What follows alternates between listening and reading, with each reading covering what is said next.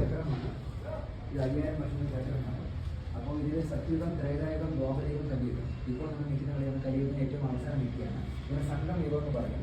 അപ്പോൾ ഈ ഒരു സമയത്ത് പരമാത്മ മുനി എന്ന് ഞാൻ കരുതുന്നത്.